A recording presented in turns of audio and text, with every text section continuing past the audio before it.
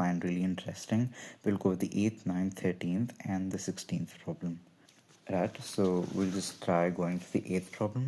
So what's over here? And this is a DBEP problem, if I'm not wrong. So here they've given the top view. Right, whenever if they say the top view, it's directly a backward projection. Top view, they've given this length, and they said they've given these points. Obviously, they've given top view, and they have and they've said it is yeah, they've said that the distance between the points, right, that is the end points, the distance between them is so and so. So the distance between A dash and B dash is about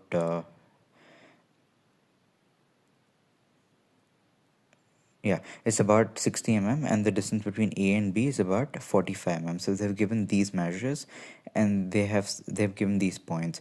Now, since you have these measures, correct, you have these measures. Since you have these measures, and they've given that the top view is 60 mm, right, is above HP, which is over here, and 45 mm front of VP over here, and they've said the distance between the end projector is 70 mm. As I said, it's a DBEP problem. So what they've said here is they've said that they've given these points, and they've said that the distance between the top view points, this is my A and B, the distance between them is 45. The distance between my front view points are 60. Correct? So this is what they have given us in the question. One thing you have to notice here is they've given it in relative to HP, so you have to go relative to HP. Now they could have also mentioned the distance between the points itself for some distance, then you would have taken it from the point, but here they've said distance from HP is this much, and it's this much from here, right? Now one thing you do is you take locus from here, I take a locus from here, I take a locus from here, and they've said the DPEP, so that is one projector. Now you remember how I said that the apparent points always go along a straight line? That is what we call as the DBEP projector. Here they've said the distance between that projector and this projector, that is the point projector, is about, I think, 70 mm. So this is 70 mm. So they're given this. When you take 70 mm, you draw locus. It basically cuts this locus and this locus, and you get the points. You get B dash and B, correct? So that will give you the apparent length below and above. Now once you have the apparent length, it's simply backward projection. You take an arc because you have apparent, it's the second locus to the fourth locus, you connect. Take an arc, it's the third locus to the first locus, you draw a straight line, and then you join the points, and that's how you solve a DBEP question. Now this is what I was saying before. Now usually they can either give the distance between HP and that point as something, or they can give the distance between these points as something. So here they've set Q dash and the P dash point.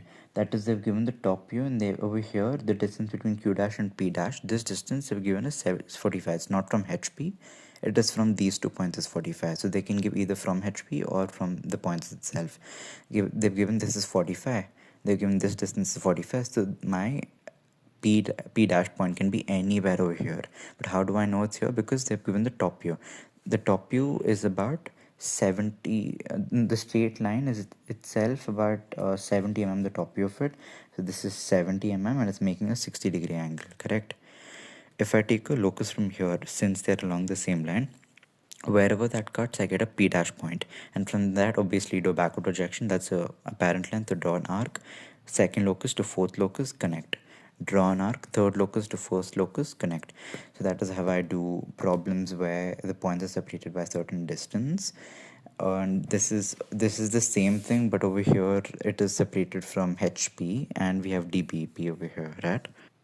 I wanted to elaborate on the 13th problem because over here, if you notice what's happening is, here is they've given the top view of the point. So they've said the top view of it is 75 mm. That's my top view. They've said this is 75, right? And the top view is 75, and they're like the Q point, however, is going to lie 15 mm from the HP point. So that's HP 15 mm. That's where my Q point is going to lie. And I join this distance over here, and I cut an arc over here. Obviously I get my Q point, and I can draw a straight line. And if you also notice, they've given these points already, so you don't have to worry about them, but they have also mentioned they've also mentioned the true length. I was about to say this, right? So they've mentioned 50 mm and 75. They've said the line itself is 75. This is the true length, and it measures 50 mm in the top view, which is this. This is 50 and this is 75. The distance between this and the Q point is 15 mm. So I draw a locus here, and I cut two arcs. One is the 50 mm, one is the 75 mm. I get both this point and this point, correct? And I basically get PQ and PQ1.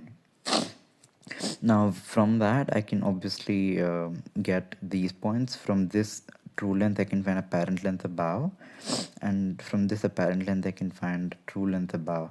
And that should be really easy, right? Now, but one thing you have to consider here, and the reason I picked this question, is this locus will be the first locus, will be the second locus, this will be the third locus, this will be the third locus, and this will be the fourth locus. Why is this the fourth locus and not the third locus? Is usually because this would have come below here, but this locus has been shifted here, so this is still my fourth locus. So from this point, if I'm, this is my true length and I'm trying to get the apparent length here, I draw a straight line from assuming this is the fourth locus till the first locus, correct? My first locus is around there, so I draw it from the fourth locus to the second locus. I take an angle and I cut it at the first locus there, and I get my apparent angle. From this I take an arc first, that's my take an arc first over here, that's my fourth locus. I take an arc to the third locus, from here third to first, and then I connect to get my true length in the first locus.